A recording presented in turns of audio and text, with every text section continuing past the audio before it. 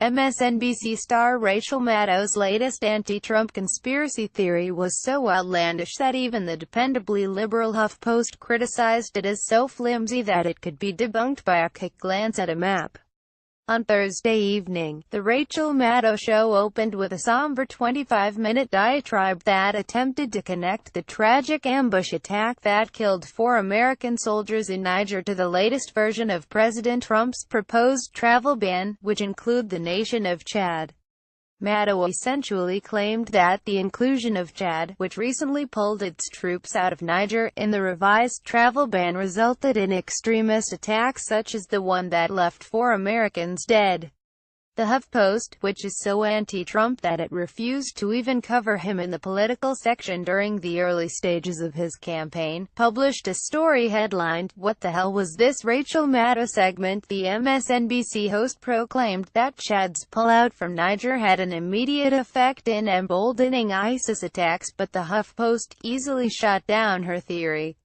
Colby College Department of Government assistant professor Laura Say told the HuffPost that any expert would have said Maddow's conspiracy theory was crazy and the pullout of Chadian troops isn't necessarily related to the Trump's travel ban.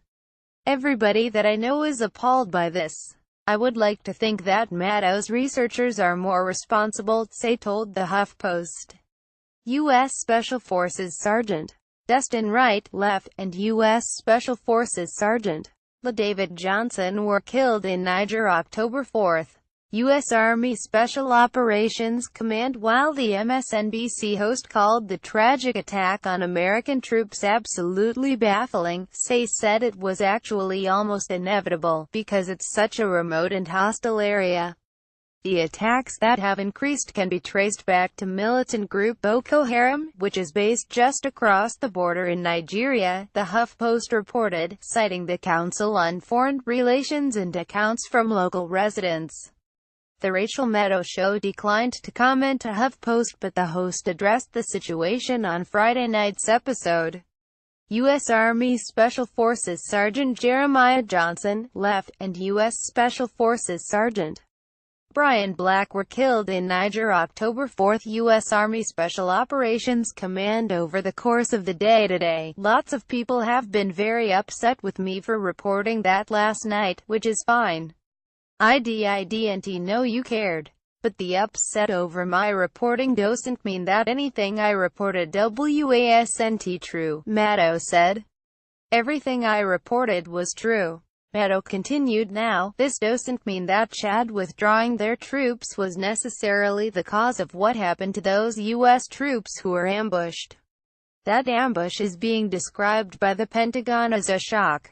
The HuffPost's Willa Frej wrote that Maddow built myths using unrelated or unreliable information and reduced the story so thoroughly that it lost any semblance of the larger truth.